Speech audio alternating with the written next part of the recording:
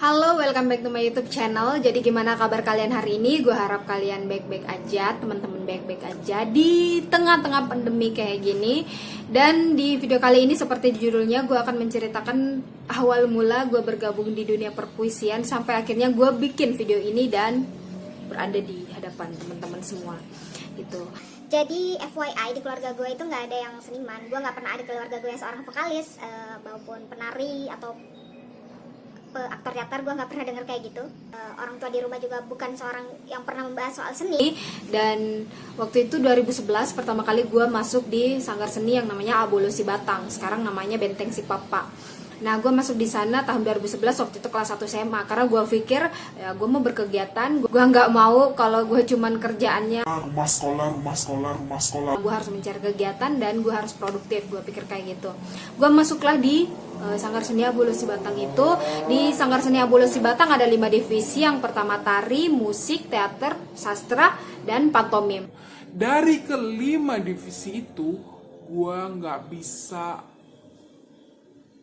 apapun. Gua nggak punya bakat di 5 divisi itu. Karena ya itu, gue di lingkungan gue nggak terbiasa dengan kegiatan berkesenian gitu. Tapi gue kayak ya gue harus punya bakat gitu. Gue harus mengasah personal skill gue. Gue berpikir waktu itu gitu. Akhirnya gue masuk, yang terus senior tanya, Lo mau masuk di divisi apa gitu? ya gue mau masuk divisi mana ya, gue nggak bisa apa-apa, gue nggak bisa menari, gue nggak bisa pantomim, gue nggak bisa main musik, gitar pun gue nggak bisa, dan gue tuh kayak bingung gitu mau masuk di divisi mana. Nah, akhirnya gue pikir keren kali ya ketika kita menjadi aktor dan berubah menjadi sosok lain gitu di atas panggung. Gue masuklah di divisi teater waktu itu. Gue masuk di divisi teater, tapi pas masuk di sana itu ternyata seniornya jarang datang, pelatihnya tuh jarang datang. Akhirnya kita cuma kadang tuh kita datang latihan ke tempat latihan, tapi kita nggak latihan sama sekali. Jadi nggak ada kegiatan produktif sama sekali yang terjadi di dalam diri gue waktu itu. Terus gue pikir ya, ini gimana sih caranya nih, kita datang ke sini jauh-jauh latihan, mau latihan, tapi nggak ada apa sih, nggak ada pengajar gitu, nggak ada yang latihan gitu. Ya, terus senior gue bilang gini, kalian kenapa nggak masuk aja di sastra gitu? Kalian kenapa nggak mencoba membaca puisi aja gitu? Karena sama-sama ngomong katanya. Gue pikir ya udah, daripada gue nggak ada kegiatan dan daripada gue nggak produktif, ya udah akhirnya gue masuklah di divisi teater, di divisi sastra, gue masuk di divisi sastra. Waktu itu ada 5 orang, yang 1 cowok, 4 orangnya cewek semua. Kemudian gue masuk di sana, terus beberapa minggu gue latihan, senior bilang lah kayak gini, Bulan ke depan itu akan ada pementasan anak-anak. masing-masing dari kita itu akan dipilih mana yang terbaik untuk tampil di atas panggung. Ya gue excited dong, tapi nggak yang kayak pede banget gitu. Karena waktu itu tuh di zaman SMA tuh gue tuh tipe orang yang nggak gampang berbaur sama orang. Gue bukan tipe orang yang ngobrol kayak gini. Gue tuh tertutup. Gue apa sih istilahnya ya?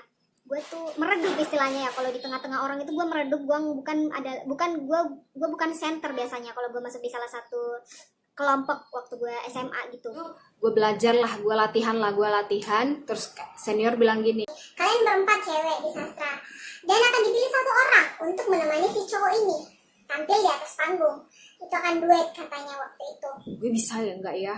Itu pesimis sendiri gitu, gue bisa nggak ya lawan ketiga teman gue ini, karena teman gue ini notabene adalah orang yang gampang berbaur. Dia kayak apa ya, mereka tuh tipe orang yang udah gampang akrab gitu, udah akrab banget malah ke senior. Waktu itu gue boro-boro, gue kan bukan tipe orang yang seneng ngobrol. Sampailah di hari seleksi dan gue nggak kepilih guys. Gua tidak terpilih. Dikalahkan oleh 1 orang teman gue waktu itu. Akhirnya gue kayak berpikir, Gue kalah. Jiwa Aries gue meronta-ronta. Jiwa Aries gue yang orangnya tipikal kompetitif itu meronta-ronta gitu, kayak kok gue bisa kalah, kok gue bisa nggak kepilih gitu, gue kurangnya apa gitu, gue tuh nggak bisanya apa, kok gue bisa kalah. setelah pemilihan itu gue tetap latihan, gue tetap belajar, gue tetap mengembangkan soft skill gue. Kayak gue berharap gue berharap temen gue ini yang lolos ini akan kedepannya tuh akan males buat datang latihan dan gue akan terpilih gitu. Gue berharap kayak gitu sih. Itu adalah sebuah doa yang buruk kawan-kawan. Jadi gue berharap kayak gitu. Gue berharap, istilahnya gue berharap diberikan kesempatan kedua untuk tampil di atas panggung, karena gue tuh nggak mau dikalah gitu. Gue tipe orang yang kompetitif ya, tapi gue bukan yang menggombar-gombarkan waktu itu, kayak gue tuh nggak mau dikalah gitu. Gue nggak mau dikalah. Beberapa bulan kemudian doa gue terkabul. Temen gue akhirnya malas datang latihan. Akhirnya diadakan seleksi ulang dan terpilihlah gue di atas panggung. Terus perubahan konsep juga, yang tadinya mau akan duet dengan salah satu cowok dari teman divisi gue, tapi nggak jadi. Di panggung pertama itu gue membawakan puisinya Wes Rendra yang berjudul Sajak Sebatang Lisung. Jadi gue tuh sekarang kalau denger Sajak Sebatang Lisung, gue kayak, oh iya, ini adalah puisi pertama yang gue bawain di atas panggung coy gitu. Gue bilang, gue tampil di atas panggung di hadapan mata ratusan orang di Kabupaten Takalar itu. Waktu itu gue tampil di gedung Islamic Center namanya. Gue tampil di atas panggung, gue membacakan puisi. Puisi itu kan panjang banget ya. Sajak Sebatang Lisung itu panjang banget. Kalau kalian mau tahu sepanjang apa, nanti kalian boleh lihat video aku yang membacakan puisi Sajak Sebatang Lisung. Itu panjang banget. Gue waktu itu harusnya perform sekitar 5-6 menit kalau nggak salah. Gue perform, tapi gue baru sekitar 1 menitan di atas panggung. Itu penonton suruh gue turun coy. Penonton suruh gue, udah lo turun, cara baca puisi lo jelek gitu. Mereka teriak, beberapa orang itu teriak nyuruh gue turun. Tapi karena gue pikir ya gue udah di atas panggung, nggak mungkin gue turun dong, nggak mungkin gue menyerahkan gue begitu aja dan kalah sama keadaan. Gue pikir kayak gitu ya. Gue tetap melanjutkan puisi gue dengan dari 1 menit itu sampai terakhir gue tetap diteriakin turun lo jelek cara baca puisinya gitu. Akhirnya pas turun dari panggung gue nangis. Gue bilang, ini jelek ya, pembacaan puisi gue jelek banget ya. Beberapa pekan setelah itu senior mengadakan evaluasi penampilan, istilahnya waktu itu ya, evaluasi penampilan, dan gue dievaluasi. Senior bilang ke gue, Lo baca puisi atau teriak-teriak? terus dia juga bilang kalau Cara baca puisi gue itu kayak anak SD. Kayak anak SD coy. Gak jelas nadanya dan segala macem gitu. tapi gue pikir ya seburuk itu gitu. Gue tuh waktu itu kelas 1 SMA dan diceramain sama senior yang kayaknya sih dia kayak semester akhir kuliah ya waktu itu. Gue gak mau stop di situ gitu, gue mau terus belajar. Gue mulailah jatuh cinta dengan puisi yang tadinya gue meremehkan banget. Akhirnya gue mulai jatuh cinta, kayak oh memang menyenangkan ya di sini gitu. Memang ini mungkin passion gue, karena kemudian gue konfi dengan keadaan itu. Tahun kedua gue masuk di Sanggar Seni Benteng Si Papa itu mengadakan kembali performing, dan ya gue tampil, dan itu di situ udah nggak ada yang teriak-teriak, udah nggak ada protes gue turun, yang artian ya berarti gue better lah dibanding kemarin. Di 2013 ada senior ngajak gue untuk ikut perlombaan musikalisasi puisi se-Sulawesi Selatan yang diadakan oleh Balai Bahasa Indonesia. Jadi dia menawari gue untuk menjadi pembaca puisi dan diiringi oleh ketiga junior gue sebagai pemusik. Di situ gue keluar sebagai juara 1. Akhirnya Asia Ramli Prapanca, Bapak Asia Ramli Prapanca.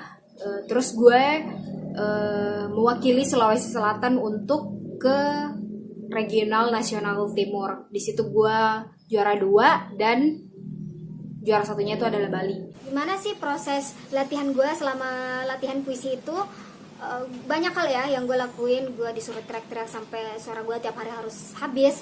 Gue disuruh berakting di pinggir jalan poros yang gue kayak diliatin orang kayak, ini apaan? Ini orang ngapain gitu? Ini orang gila, ngapain sih ini anak? Di masa SMA yang gue habiskan dengan latihan puisi itu, gue latihan banyak banget hal, mulai dari vokalis, mimik, intonasi, terus penghayatan. Gue banyak banget belajar tentang puisi. Dan terus terang waktu awal-awal gue belajar puisi itu kayak, aduh, puisi itu membosankan banget ya gitu.